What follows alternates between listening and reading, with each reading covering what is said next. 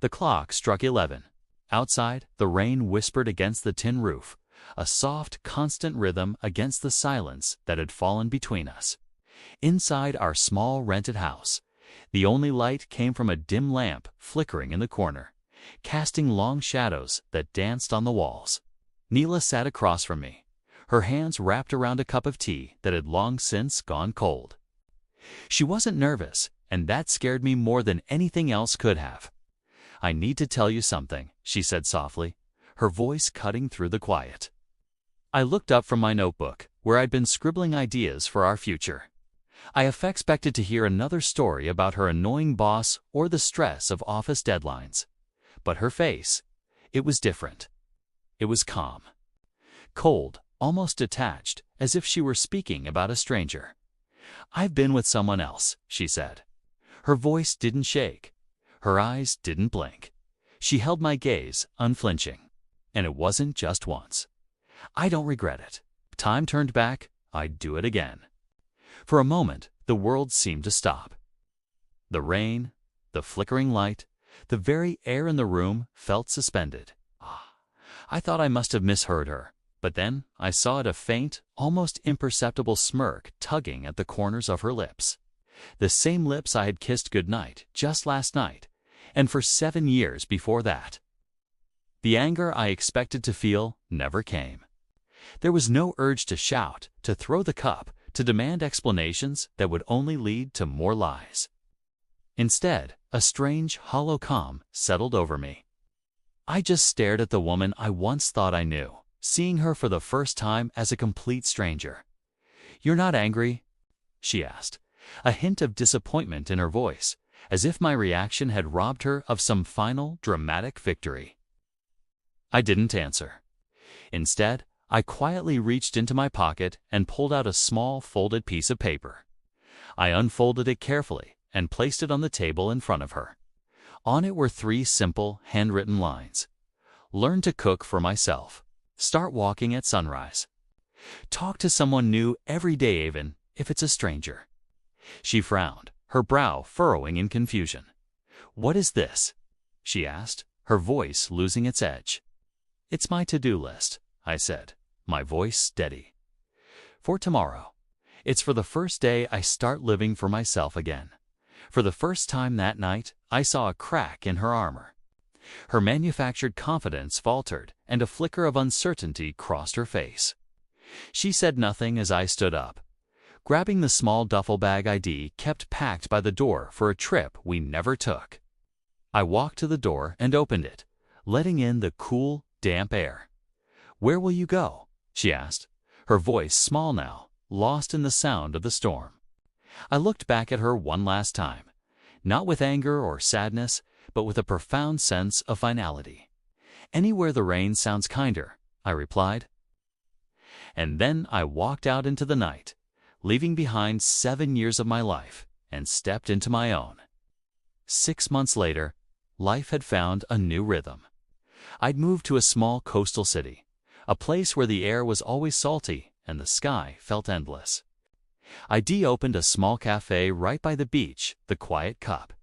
It wasn't much, but it was mine. Every morning I'd grind the beans myself, the rich aroma filling the air. I'd put on old jazz records, the kind with crackles and soul, and watch the sun paint the sky in shades of orange and pink as it rose over the ocean. I was learning to be with myself, finding peace in the simple routines I'd once written on that small piece of paper.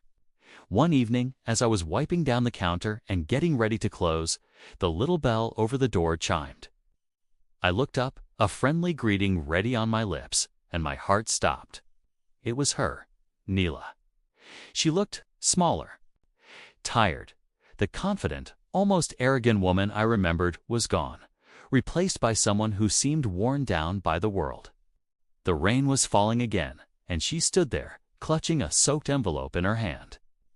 "I've lost everything," she whispered, her voice barely audible over the soft jazz still playing.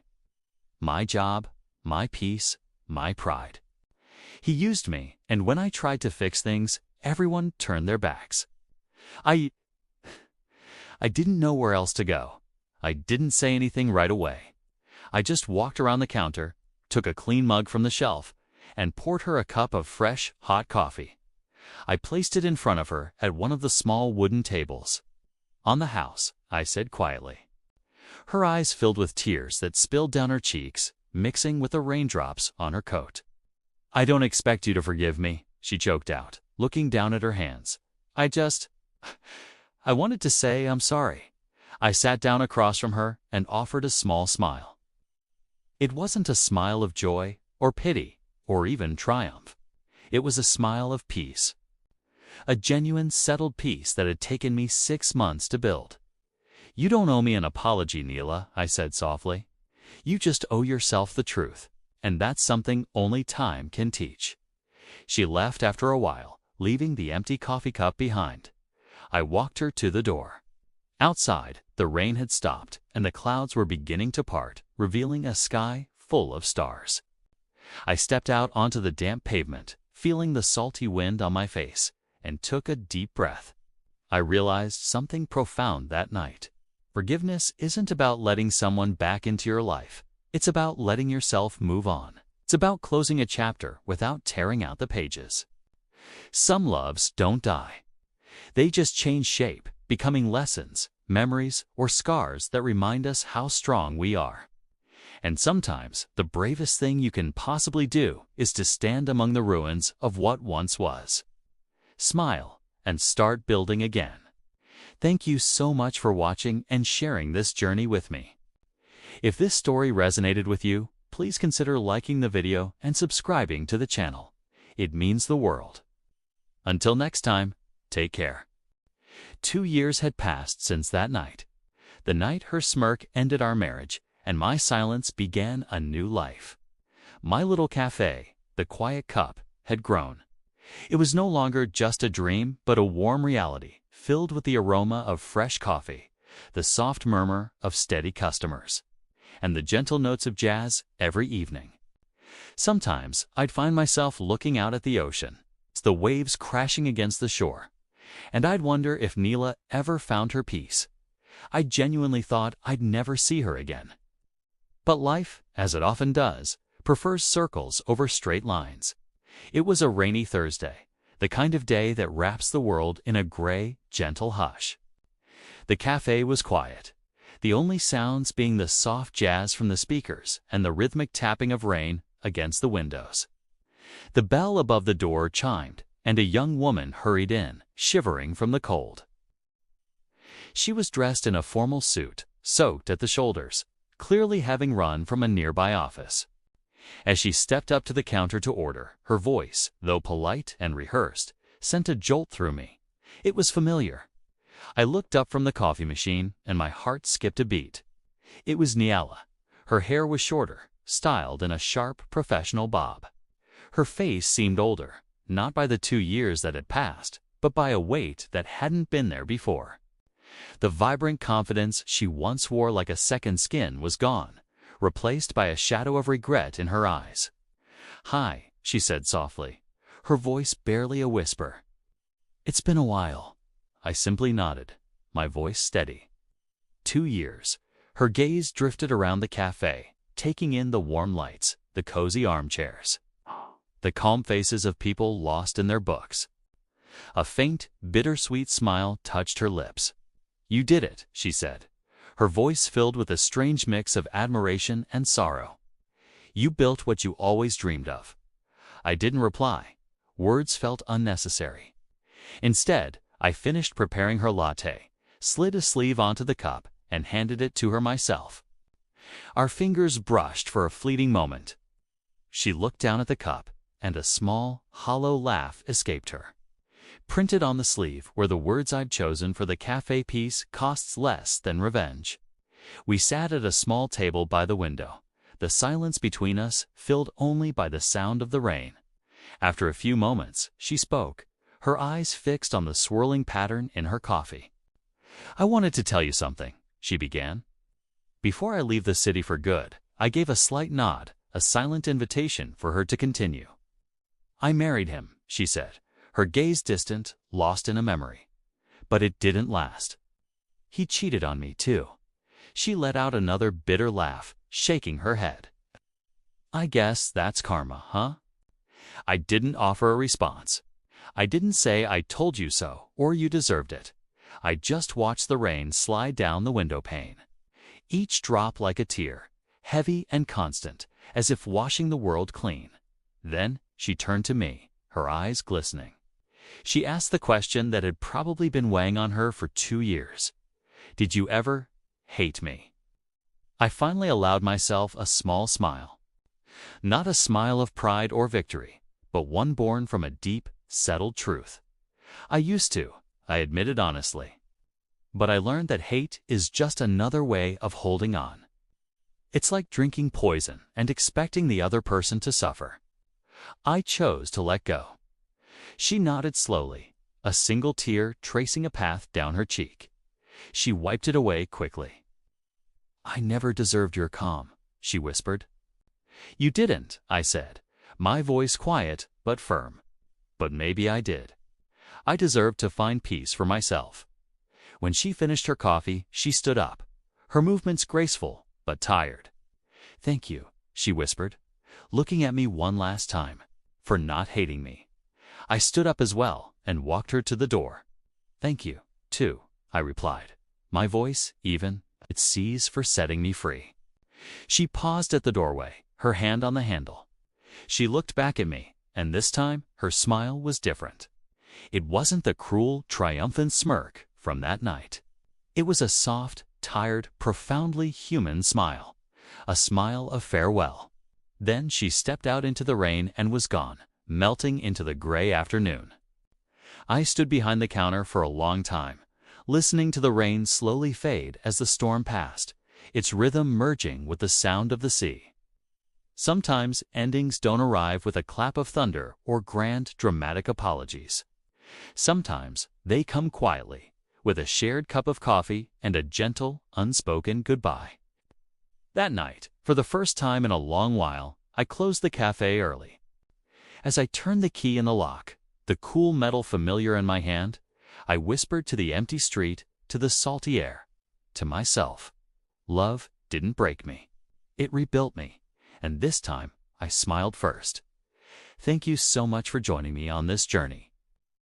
If this story resonated with you, please consider liking the video and subscribing to the channel for more tales of resilience and new beginnings. Your support means the world. Until next time. For years had passed since that night of thunder and confession. It's funny how time works. It doesn't erase the past, but it softens the edges, like sea glass tumbled by the waves. 3 years had gone by since the cafe became more than just a business, became my heartbeat, the rhythm of my new life. I no longer thought of Neela every day. The sharp sting of betrayal had faded into a dull, distant ache. Now, her memory was just a whisper on the wind. A scent of rain carried through the open windows of the quiet cup. Old pain becomes memory. Memory becomes a story. And stories, with enough time, lose their power to wound. They just are. Then, one afternoon, the bell above the door chimed, and she walked in. A new face, calm eyes, a quiet confidence in her posture.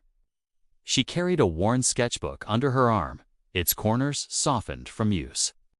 She ordered a black coffee, no sugar, no milk. I found a seat by the window, the one that catches the best afternoon light. She opened her sketchbook and began to draw, completely absorbed, as if she had been sitting in that very spot her entire life. Her name was Mira. She became a regular. Every day for a week, she'd appear at the same time, sit in the same chair, and lose herself in her art. The cafe was usually quiet in the afternoons, filled only with the gentle hiss of the espresso machine and the soft clink of ceramic on wood. Her silent presence became a part of that comforting soundscape. I'd watch her from behind the counter, my curiosity growing with each passing day. What was so captivating about the view from that window? Finally, one evening, as the sun began to dip below the horizon, painting the street in hues of orange and gold, I couldn't hold back any longer. I wiped down the counter, poured myself a small cup of cold brew, and walked over to her table. "Excuse me," I started, feeling a bit like an intruder. "I hope you don't mind me asking, but what do you draw every day?" "You seem so focused." She looked up, and a small, genuine smile touched her lips. She didn't say a word at first. Instead, she tilted the sketchbook towards me. On the page was a beautiful, detailed pencil drawing of my cafe, the quiet cup as seen from across the street. The detail was incredible, the little cracks in the pavement, the way the ivy climbed the brick wall, the warm glow from the windows. But there was one thing that was different. In her sketch, the sign hanging above the door didn't say the quiet cup. It said, "Home." I stared at the drawing, a strange feeling blooming in my chest. I looked from the paper to her face, a question in my eyes. She laughed softly, a sound like wind chimes. "I don't know," she said, her voice gentle.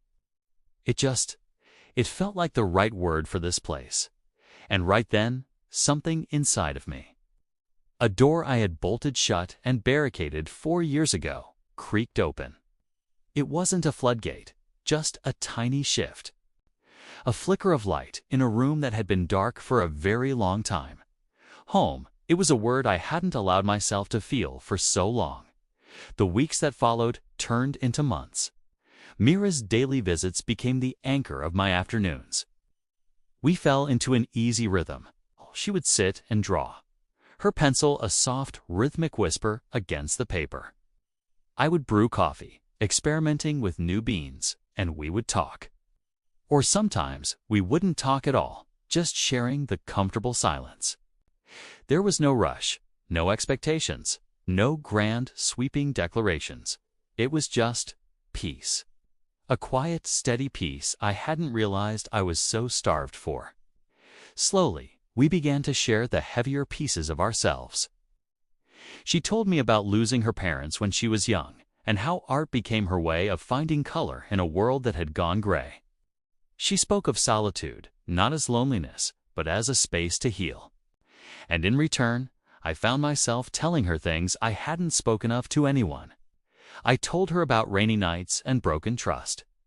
I told her about the anger, the bitterness, and the long, slow journey of learning to forgive someone without ever needing to hear the words. "I'm sorry."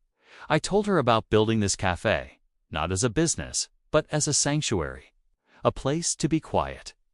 There was no dramatic moment, no cinematic kiss in the rain.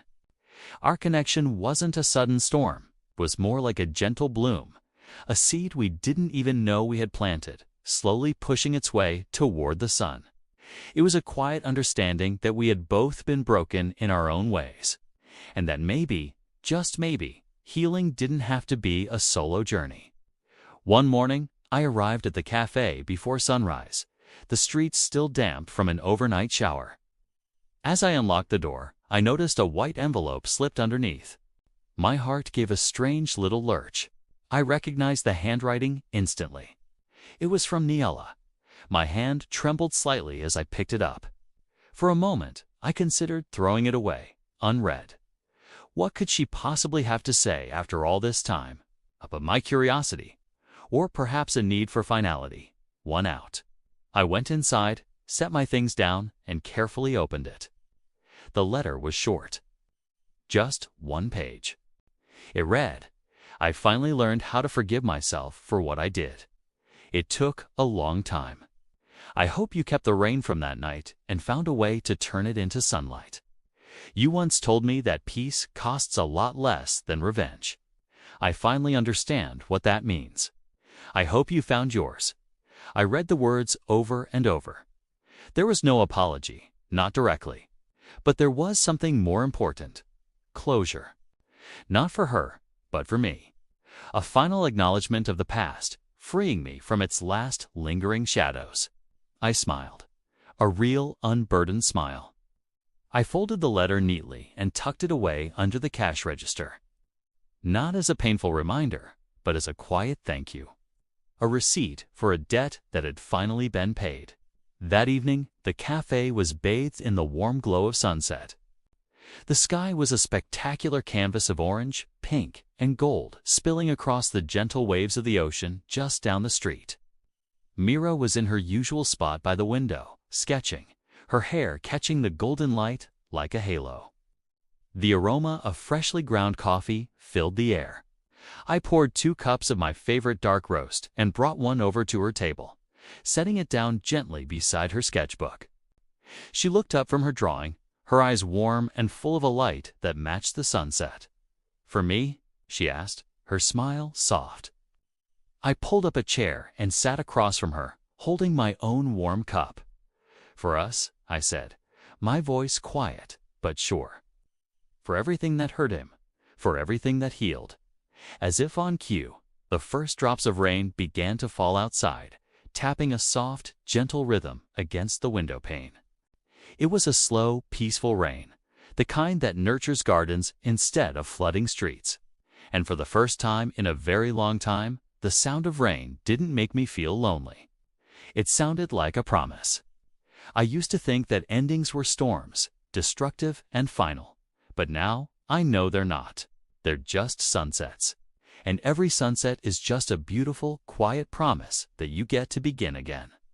Thank you so much for watching and sharing this story with me. If it resonated with you, I'd be so grateful if you'd like this video and subscribe to the channel for more stories about healing and new beginnings. Take care.